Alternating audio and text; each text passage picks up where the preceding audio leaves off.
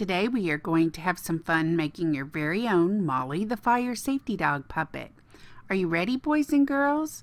Let's get started. Here's what you will need. Be sure to ask a grown-up to help you. A Molly the Fire Safety Dog puppet pattern, a white sandwich bag, markers, glue or tape, and scissors. First, you want to color in your Molly the Fire Safety Dog puppet.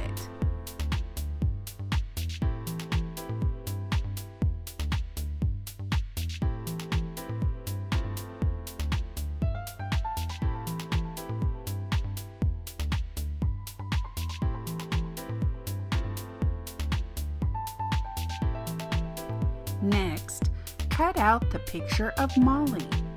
Be sure to ask a grown-up if you need help.